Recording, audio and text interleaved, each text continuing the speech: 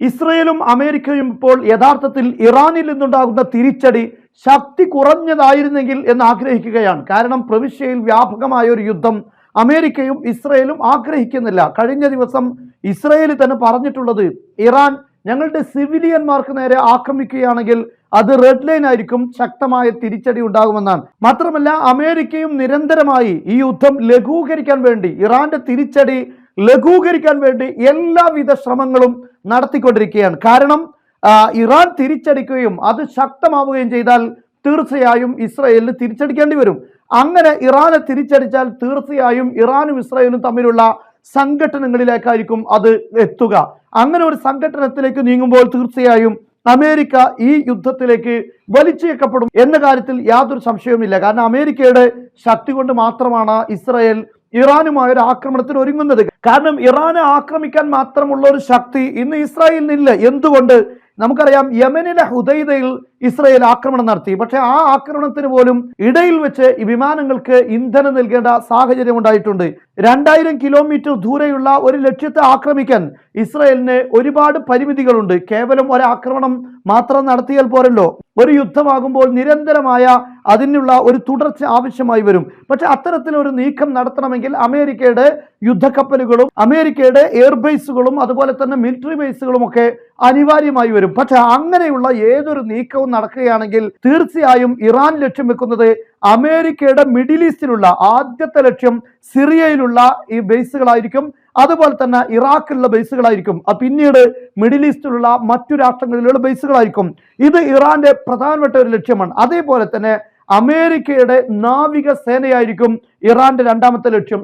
കഴിഞ്ഞ ദിവസം ഇറാന്റെ റവല്യൂഷണറി ഗാർഡ് പുറത്തുവിട്ടിരിക്കുന്നത് വലിയൊരു ക്വാണ്ടിറ്റി ക്രൂസ് മിസൈലുകൾ റവല്യൂഷണറി ഗാർഡ് റിസീവ് ചെയ്തു എന്നാണ്. ഈ മിസൈലിന്റെ പ്രത്യേകത, ഇത് ഇസ്രയേലിന്റെ ടൈംസ് ഓഫ് ഇസ്രയേലാണ് ഈ വാർത്ത പ്രസിദ്ധീകരിച്ചിട്ടുള്ളത്. എല്ലാ ചാനലുകളിലും ഈ വാർത്ത വന്നിട്ടുണ്ട്. പക്ഷെ ഈ മിസൈലിന്റെ പ്രത്യേകത പറയുന്നത് അതിനെ റഡാർ കൊണ്ട് കണ്ടെത്താൻ കഴിയുകയില്ല. അതിന്റെ ഡിസൈൻ സാധാരണ സ്റ്റെൽത്ത് വിമാനങ്ങളെ കണ്ടെത്താൻ കഴിയാത്തതുപോലെ തന്നെ ഈ മിസൈലിനെ റഡാറുകൾക്ക് കണ്ടെത്താൻ സാധിക്കാത്ത രൂപത്തിലാണ് ഡിസൈൻ ചെയ്തിരിക്കുന്നത് എന്നാണ് ഒന്നാമത്തെ കാര്യം.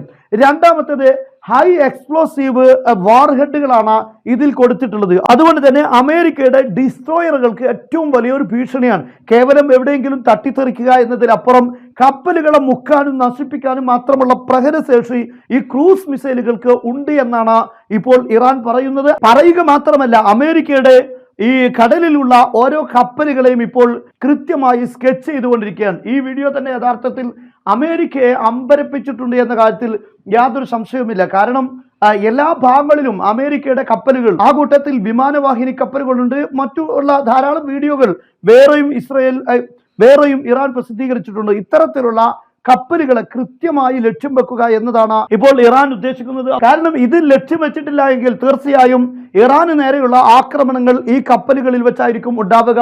അതുകൊണ്ട് തന്നെ ആദ്യം ഇറാൻ ലക്ഷ്യം വെക്കാൻ പോകുന്നത് ഈ കപ്പലുകൾ തന്നെയായിരിക്കുമെന്ന കാര്യത്തിൽ സംശയമില്ല. അതിനാവശ്യമായ ക്രൂസ് മിസൈലുകൾ, അതുപോലെ തന്നെ ഇറാൻ 1500 കിലോമീറ്റർ ദൂരപരിധിയിൽ നീങ്ങിക്കൊണ്ടിരിക്കുന്ന കപ്പലുകളെ ലക്ഷ്യം വെക്കാൻ പറ്റിയ ബാലിസ്റ്റിക് മിസൈലുകളാകുമ്പോൾ നമുക്കറിയാം ഔട്ടർ സ്പേസിൽ നിന്നാണ് അത് താഴോട്ട് വരുന്നത്.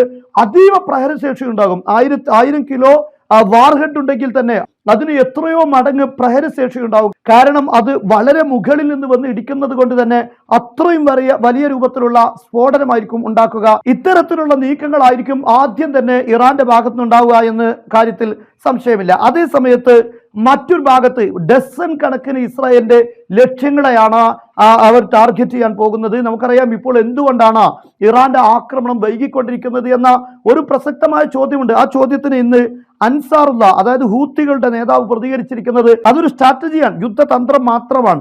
കാരണം അത് വളരെ കൃത്യമായി ഞങ്ങൾ ഓരോ ടാർഗറ്റുകളും കൃത്യമായി കൊണ്ടിരിക്കുകയാണ്. മാത്രമല്ല ശത്രുവിന് എപ്പോഴാണ് ഞങ്ങൾ ആക്രമിക്കുന്നത് എന്ന ഒരു കാഴ്ചപ്പാട് അല്ലെങ്കിൽ അങ്ങനെയുള്ള ഒരു നിഗമനത്തിൽ പോലും എത്താൻ കഴിയരുത്. ആ ടൈമിനെ കുറിച്ചുള്ള ഒരു കൃത്യമായ പ്രതീക്ഷ ഇല്ലാത്ത ടൈമിൽ തന്നെ ആയിരിക്കും, അതായത് ഒരു സർപ്രൈസ് ആയിരിക്കും ആക്രമണം എന്ന് തന്നെയാണ് ഇപ്പോൾ ഇറാൻ പറഞ്ഞിട്ടുള്ളത്. മാത്രമല്ല ഹൂത്തികളുടെ നേതാവ് ഇത് തന്നെയാണ് പറഞ്ഞിട്ടുള്ളത്. അപ്പോൾ കൃത്യമായ രൂപത്തിലുള്ള ഒരു നീക്കമാണ്. ഇന്ന് ബ്രിട്ടന്റെ ടെലിഗ്രാഫ് പറയുന്ന മറ്റൊരു പ്രധാനപ്പെട്ട കാര്യമുണ്ട്. അതായത് ഇറാന്റെ പ്രസിഡന്റും അതേ സമയത്ത് റവല്യൂഷണറി ഗാർഡും തമ്മിൽ അഭിപ്രായ വ്യത്യാസം ഉണ്ട് എന്നാണ്. അതായത് ഇറാന്റെ വളരെ പ്രധാനപ്പെട്ട ക്യാപിറ്റൽ അവരുടെ സിറ്റികൾ ഇതിനെ തന്നെ ആക്രമിക്കണം എന്ന് ഹർസ് സൗരി അതായത് റവല്യൂഷണറി ഗാർഡ് ആവശ്യപ്പെടുമ്പോൾ പ്രസിഡന്റ് പറയുന്നത് അവരുടെ മിലിറ്ററി ബേസുകൾ സൈനിക കേന്ദ്രങ്ങൾ ഇതിലേക്ക് മാത്രം ആക്രമണം പരിമിതപ്പെടുത്തിയാൽ മതി എന്ന ഒരു കാര്യമുണ്ട് എന്നാണ്. പക്ഷേ ഇങ്ങനെ ഒരു അഭിപ്രായ വ്യത്യാസം ഉണ്ടോ ഇല്ലയോ എന്നത് മറ്റൊരു വിഷയമാണ്. ഏതായിരുന്നാലും ആക്രമണം തിരിച്ചടി ഉറപ്പായിരിക്കുമെന്ന് ഇന്നും ആവർത്തിച്ചിരിക്കുകയാണ്. അത് യാതൊരു സംശയമില്ല. അമേരിക്കയും അത് ഉറപ്പിച്ചിട്ടുണ്ട്. അതുപോലെ ഇസ്രായേലും കാത്തിരിക്കുകയാണ്. അതുപോലെ ലോകത്തുള്ള രാഷ്ട്രങ്ങളെല്ലാം അത് സംഭവിക്കുമെന്ന് തന്നെയാണ് വിശ്വസിക്കുന്നത്. അതേ സമയത്ത് എപ്പോഴായിരിക്കും എന്നാൽ ആ ഒരു കാര്യത്തെക്കുറിച്ച് ഇറാൻ കൃത്യമായ ഒരു വിവരം ആർക്കും നൽകുന്നില്ല എന്നത് ഇതിൽ നിന്നെല്ലാം വ്യക്തമാണ്. എന്നാൽ ഇറാൻ ആക്രമിക്കാൻ പോകുന്നത് ഇസ്രായേലിന്റെ ഗ്യാസ് പ്ലാന്റുകൾ, അതുപോലെ ആണവ റിയാക്ടറുകൾ, അതേപോലെ തന്നെ ടെക്നോളജിയുടെ ലാബുകൾ, അതുപോലെ പുതിയ തരം ടെക്നോളജി ലാബുകളും ഫാക്ടറികളും, ഇങ്ങനെയുള്ള ഇൻഫ്രാസ്ട്രക്ചറുകൾ തന്നെ, അതുപോലെ തന്നെ ഇലക്ട്രിസിറ്റിയുടെ കേന്ദ്രങ്ങൾ, അതിന്റെ ഫാക്ടറികൾ, ഇതെല്ലാം ആക്രമിക്കും എന്നാണ് ഇപ്പോൾ മനസ്സിലാക്കുന്നത്. ഒരു ചെറിയ ലക്ഷ്യമല്ല, വ്യാപകമായി ഇസ്രായേലിനകത്ത് ഡസൻ കണക്കിന് ലക്ഷ്യങ്ങളാണ് അവർ ടാർഗറ്റ് ചെയ്യാൻ വേണ്ടി ഒരുങ്ങിയിരിക്കുന്നത്. ആ കൂട്ടത്തിൽ ഹിസ്ബുള്ളയും അതുപോലെ തന്നെ ഇറാനും ഒരുമിച്ച് ആക്രമണം ഉണ്ടാവും, ഗസയിൽ നിന്നുള്ള ആക്രമണവും ഉണ്ടാവും എന്ന കാര്യം ഉറപ്പാണ്. എന്നാൽ യമനിലെ ഹൂത്തികൾക്ക് എന്തായിരിക്കും ഇത് റോൾ എന്നത് മറ്റൊരു പ്രധാനപ്പെട്ട കാര്യമാണ്. ഒരുപക്ഷെ സാധ്യത മാത്രമാണ് ഞാൻ പറയുന്നത്. അവർ കടലുകളെ തന്നെ കേന്ദ്രീകരിക്കാനായിരിക്കും സാധ്യത. അമേരിക്കയുടെയും അതായത് ഇതുവരെ അവർ പുറത്തെടുത്തിട്ടില്ലാത്ത സൂപ്പർസോണിക്, ഹൈപ്പർസോണിക് ക്രൂസ് മിസൈലുകളെല്ലാം അവരുടെ കയ്യിലുണ്ട്. മാത്രമല്ല റഷ്യയും ആവശ്യത്തിന് ആയുധങ്ങൾ അവർക്ക് നൽകിയിട്ടുണ്ട് എന്നാണ് പറയുന്നത്. ആ കൂട്ടത്തിൽ P-800 അടക്കമുള്ള വളരെ പ്രധാനപ്പെട്ട യുനിക്സ് അടക്കമുള്ള മിസൈലുകൾ ആ കൂട്ടത്തിലുണ്ട്. വലിയ തരം കപ്പലുകളെ തകർക്കാൻ പറ്റിയ മിസൈലുകളാണ്. പക്ഷെ ആ മിസൈലുകളൊന്നും ഇതുവരെ പുറത്തെടുത്തിട്ടില്ലെങ്കിലും അമേരിക്കയുമായി നേരിട്ടൊരു കൊമ്പുകോർക്കലിലേക്ക് പോവുകയാണെങ്കിൽ ഹൂത്തികൾ ഈ കടൽ നിയന്ത്രിക്കുന്ന രീതിയായിരിക്കും സ്വീകരിക്കുക. കടലിലുള്ള അമേരിക്കയുടെ കപ്പലുകൾ നശിപ്പിക്കുക എന്ന് തന്നെയായിരിക്കും അവരുടെ ലക്ഷ്യം. ഈ അമേരിക്കയും ബ്രിട്ടനും ഇസ്രായേലും ശ്രമിച്ചിട്ടും ഹൂത്തികളെ തകർക്കാൻ സാധിച്ചിട്ടില്ല. അവരുടെ സ്റ്റോറേജുകൾ, അവരുടെ ആയുധ സ്റ്റോറേജുകൾ തകർക്കാൻ അവർക്ക് സാധിച്ചിട്ടില്ല. മാത്രമല്ല കഴിഞ്ഞ ദിവസം അമേരിക്കയിലെ ഒരു ജനറൽ തന്നെ ഈ കാര്യം സമ്മതിക്കുന്നു. ഹൂത്തികളെ നിലക്ക് നിർത്താൻ ഇതുവരെ ഇസ്രായേലിനോ അമേരിക്കയ്ക്കോ സാധിച്ചിട്ടില്ല എന്ന് തന്നെയാണ്. അവരുടെ ശക്തി ഇല്ലാതാക്കാനോ ഒന്നും സാധിച്ചിട്ടില്ല. അതേസമയത്ത് അവരുടെ സീപോർട്ടിൽ ഏതാനും ക്രെയിനുകൾ നശിപ്പിക്കുക എന്നത് മാത്രമാണ് ഇസ്രായേൽ ഹുദൈദയിൽ നടത്തിയ ആക്രമണത്തിലൂടെ ഉണ്ടായിരിക്കുന്നത്. അവരുടെ ശക്തി കേന്ദ്രം സഅദയാണ്. ഈ സഅദയിൽ അമേരിക്കയും ബ്രിട്ടനും നിരവധി ആക്രമണങ്ങൾ നടത്തിയിട്ടുണ്ടെങ്കിലും ഒരു ആക്രമണത്തിനും ലക്ഷ്യം കാണാൻ കഴിഞ്ഞിട്ടില്ല. ഇസ്രായേലിനെ സംബന്ധിച്ചിടത്തോളം യമനിൽ ആക്രമിക്കുക എന്നത് പോസിബിൾ ആയ കാര്യമല്ല. കാരണം അന്നൊരു ആക്രമണം നടത്തുക എന്ന് തന്നെ ഞാൻ പറഞ്ഞു ദുഷ്കരമായ കാര്യമാണ്. അതൊരു കണ്ടിന്യൂ ആയി ചെയ്യാൻ കഴിയുന്ന കാര്യമല്ല. എന്നാൽ അമേരിക്ക യുദ്ധക്കപ്പലുകൾ ഉപയോഗിച്ച് ആക്രമിക്കേണ്ടി വരും. പക്ഷെ ആ കപ്പലുകളുടെ കാര്യം തന്നെ വലിയ ഭീഷണിയാകുന്നത് കൊണ്ട് അത്തരം നീക്കങ്ങളെല്ലാം വലിയ രൂപത്തിൽ പ്രതിസന്ധി നേരിടുമെന്ന കാര്യം ഉറപ്പാണ്. അമേരിക്കയുടെ സിറിയയിലും അതുപോലെ തന്നെ ഇറാഖിലുമുള്ള ബേസുകൾ ആക്രമിക്കും എന്ന് ഞാൻ സൂചിപ്പിച്ചിട്ടുണ്ട്.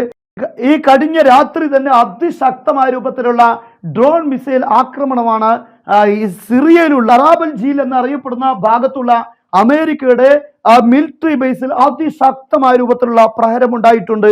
അതിന്റെ ചിത്രമാണ് നമ്മൾ കാണുന്നത്. അതുപോലെ തന്നെ അൽ ഉമർ എന്ന ഭാഗത്തുള്ള അമേരിക്കയുടെ ദേർസൂറിലുള്ള മിലിറ്ററി ബേസിന് നേരെ ആക്രമണം ഉണ്ടായിട്ടുണ്ട്.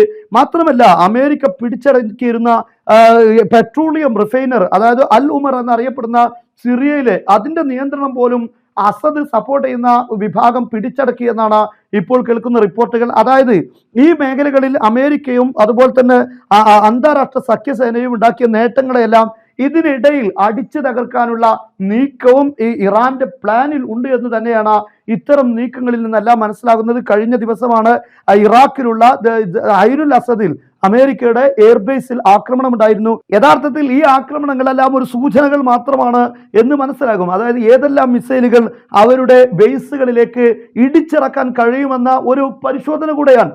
ഒരു ആക്രമണം തുടരുകയാണെങ്കിൽ അതായത് ഇസ്രായേലും ഇറാനും തമ്മിൽ ആക്രമണത്തിലേക്ക് പോവുകയാണെങ്കിൽ ഡസൻ കണക്കിന് ഇപ്പോൾ ഈ കണ്ട രൂപത്തിലായിരിക്കില്ല നിരന്തരം ധാരാളം മിസൈലുകൾ ഉപയോഗിച്ച് അതിന്റെ റൺവേകളും അതുപോലെ തന്നെ മിലിറ്ററി ബേസിലുള്ള അവരുടെ എക്യുപ്മെന്റ്സുകൾ എല്ലാം തകർക്കാൻ തന്നെ ആയിരിക്കും തീരുമാനം. അങ്ങനെ വരുമ്പോൾ ഈ ബേസുകളൊന്നും ഉപയോഗശൂന്യമായി മാറും.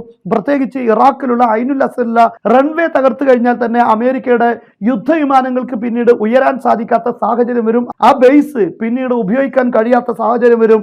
അമേരിക്ക ഇറാഖുമായി യുദ്ധമുണ്ടാകുന്ന കാലത്ത് ഏകദേശം $2 ട്രില്യൺ ഈ ഇറാഖ് ഇറാഖിലുള്ള ഐനുൽ അസദിലുള്ള എയർ ബേസിന് വേണ്ടി ചെലവഴിച്ചിട്ടുള്ളത്. എന്നാൽ ആ ബേസുകൾക്ക് നേരെയാണ് ഇപ്പോൾ അതിശക്തമായ ആക്രമണം നടക്കുന്നത്. മാത്രമല്ല, ഈ റെസിസ്റ്റന്റ് ഗ്രൂപ്പുകളുടെ ആയുധങ്ങൾ എങ്ങനെയാണ് അവിടെ ഹിറ്റ് ചെയ്യുന്നത്? എല്ലാ വിധത്തിലുമുള്ള പ്രതിരോധ സംവിധാനങ്ങളും അവിടെ ശക്തമാണ്. ഈ ആക്രമണങ്ങൾ നിലനിൽക്കുന്ന സാഹചര്യത്തിൽ അമേരിക്കയുടെ യുദ്ധവിമാനങ്ങൾ അവിടെയുണ്ട്.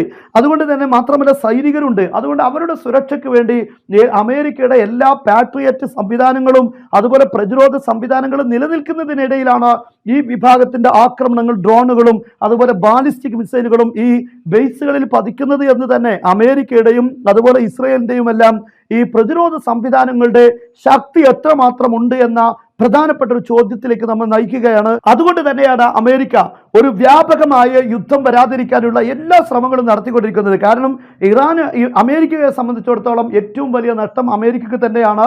കാരണം അവരുടെ ബേസുകളും അവരുടെ സംവിധാനങ്ങളും അവരുടെ കപ്പലുകളുമാണ് ഇപ്പോൾ ഇറാന് ചുറ്റും നിലനിൽക്കുന്നത്. അതെല്ലാം ആക്രമിക്കപ്പെട്ട് കഴിഞ്ഞാൽ അത് അമേരിക്കക്ക് വൻ നഷ്ടമാണ്. മാത്രമല്ല, അമേരിക്കയിൽ നിന്ന് തന്നെ ഇത്തരത്തിൽ എല്ലാ അർത്ഥത്തിലും രാഷ്ട്രത്തിന്റെ സമ്പത്ത് ചെലവഴിച്ചുകൊണ്ട് ഇസ്രയേലിനെ സപ്പോർട്ട് ചെയ്യുന്നതിന്റെ പേരിലുള്ള ശക്തമായ രൂപത്തിലുള്ള പ്രതിഷേധം വരാനുള്ള സാഹചര്യവും നിലനിൽക്കുകയാണ്.